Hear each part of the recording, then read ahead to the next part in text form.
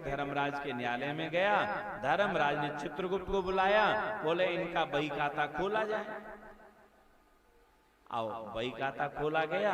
कहा महाराज इन्होंने सारे जीवन पुण्य सत्कर्म किया है, पर इनसे एक गलती हो गई। क्या गलती हो गई? बोले एक बार इन्होंने दान किया था, वो गाय दोबारा इनके गौशाला आ गई और उसी गाय का दान इन्होंने दूसरे दिन दूसरे ब्राह्मण को कर दिया और दोनों ही ब्राह्मण गाय छोड़ के चले गए। हुआ दान का धन इनके पास रह जाने के कारण इनको, क्योंकि इन्होंने अब इनको गिरगिट का जन्म मिलेगा।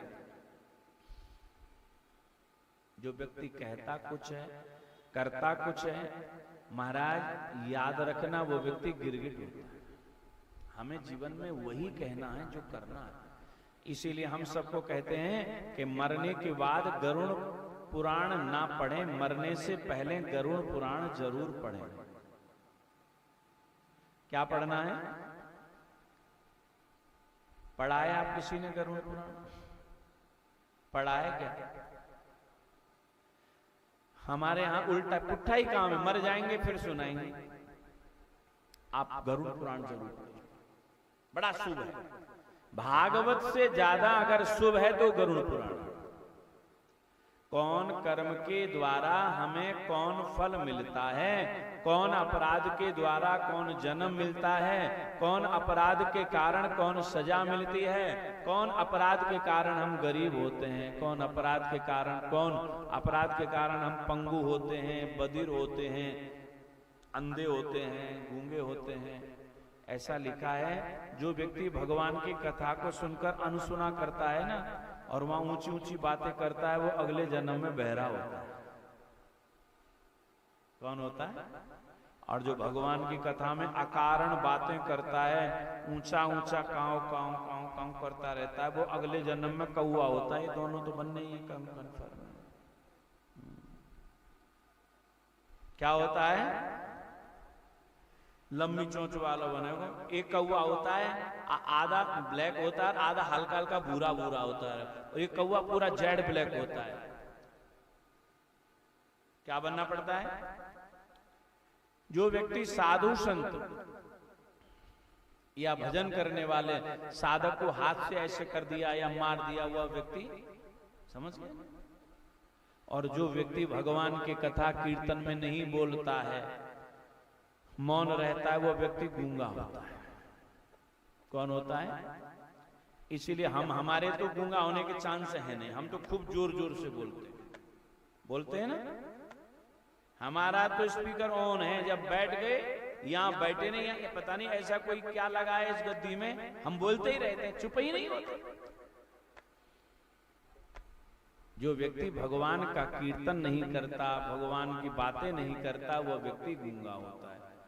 लिखा है गरुड़ पुराण में, जो व्यक्ति धनवान होकर दान नहीं करता, वो व्यक्ति निर्धन होता है। जो व्यक्ति गाय की सेवा घरों में नहीं करता, वो महाराज एक दिन उसका वंश नष्ट हो जाता है। वंश वृद्धि करने की जो ताकत है ना, वो गाय के अंदर है। हमारे यहाँ 3 बार गायों के दान की विशेषता है, ध्यान से सुने। पहला, जब हमारे यहाँ बच्चा जन्म लेता है, नंद बाबा के कृष्ण भगवान आए, दान दिया कि नहीं? पर आप लोगों के यहाँ बच्चा पोता धोता जन्म लेते हैं, आप महाराज 2 लाख रुपए सिजेरियन डॉक्टर को देते, बड़े खुश होते, हमारे नूह के यहाँ पर सिजेरियन बेटा हुआ, बेटी हुई। वहां आपको दर्द नहीं हुआ, आपने फिर पार्टी किया, उसका लोगों को खाना खिलाया, वहां आपको कष्ट नहीं हुआ। पर नामकरण संस्कार करने पंडित जी आए तो बड़ा कष्ट हुआ। और महाराज जो बच्चे के अंदर, जो कहते हैं ना, कई बच्चे हमारे घर में जन्म लेकर आए, हमारे को बड़ी उन्नति हो गई है, कई बच्चे जन्म लेके आए, हमारा सब खत्म हो गया है, वो जन्म का पूर्व जन्म का दोष है। कोई भी बच्चा किसी के घर में जन्मे, उन सभी दोषों के निवारण के लिए प्रत्येक माता पिता को गौदान करना चाहिए।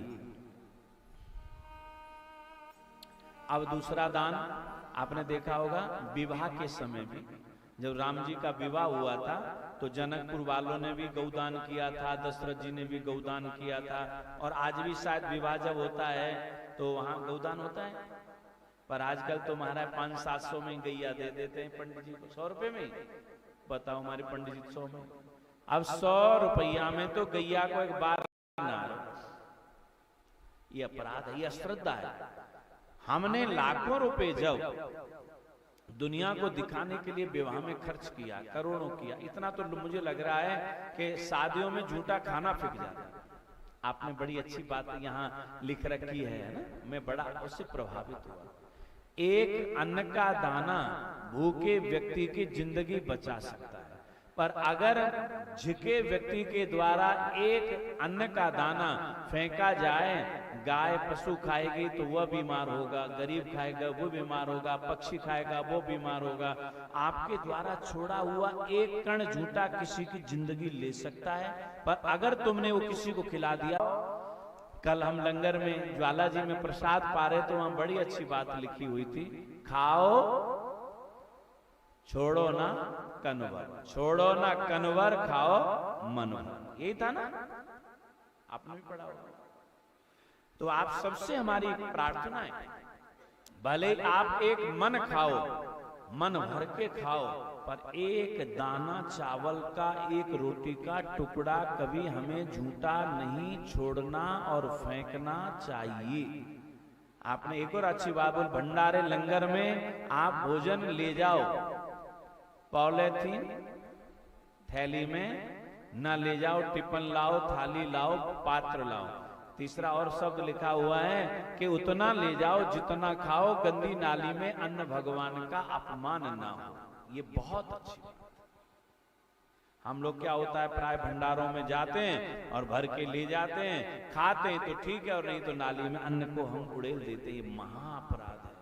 जो ऐसा करने वाला गरुड़ पुराण में लिखा है, वह व्यक्ति कौन होता है पता है? उल्टा लटकने वाला पक्षी ऊर्ध्वमुख होता है, जिसके मुंह से मल और मूत्र दोनों निकलता है, उल्टा लटका रहता है, चमगादड़ ऐसा समझ लो। देखा है ना, जो व्यक्ति झूठा छोड़ता है एक तो निर्धन होता है और फिर वो चमगादड़ भी होता है। कभी भी अपनी आदत भी सुधारें, अपने परिवार की आदत सुधारें, बच्चों की आदत भी सुधारें। ना झूठा छोड़ें, ना झूठा फेंकें, और ना झूठा अगर बचे तो ना लें। भोजन पात्र में उतना ही लें जितना खाया जाए। मैंने गलत तो नहीं बोला है जी? मेरी बात से अगर सहमत है तो ताली बजा दो भगवान के लिए। तो गाय का दान। दूसरा, विवाह के समय कुंडली जो दोष होता, कहते हैं ना, हमारी बहू आई हमारे तो आनंद आ गया, अरे हमारे दामाद आया आनंद आ गया, अरे जब से हमारी कुड़ी आई है ये दामाद आया हमारा तो सब, ये चरण वो दोष है, कुंडली का कुछ नहीं होगा। तो उस दोष के निवारण के लिए गोदान वर और वधू पक्ष दोनों अवश्य करें, अगर दाम्पत्य जीवन में खुशहाली चाहते हैं तो। अब क्या होता है, संतान नहीं होती कई बार, देखा क्या? संतान न होने के कारण पहला होता है कि जिन घर में प्रेत पितर दोष चल रहा होता है वहां संतान नहीं होती, या गाय की हत्या होती है तो बंध्या दोष होता है, संतान न होना। गाय के बछड़ू की हत्या हो गई तो मृत वश्या दोष लगता है, बेटा न होना। गाय की बछड़ी की हत्या हो गई तो काक बंध्या दोष लगता है, माने लड़की ही होना, लड़का नहीं होगा। और जैसे कोई गाय बछड़ू है, बच्चा है, आपने लात मार दी, इससे महाराज स्रवद गर्भा दोष लगता है, माने गर्भ में बच्चा मर जाना, या कंसीव किया 10 दिन 15 दिन के बाद खत्म, स्रवद गर्भा। और बंध्या दोष, गाय की हत्या कर देना। इन 5 दोषों के कारण संतान नहीं होती है, और इन 5 दोषों का निवारण है कि संतान न हो या होकर मर जाती हो, उनको सबसे पहले तो भागवत पारायण, संपुटित पारायण होता है। ये नॉर्मल पारायण है, संपुटित पारायण होता है, जिसको 3 ब्राह्मण करते हैं, वो भी योग्य करते, सब नहीं कर सकते। भागवत पारायण कर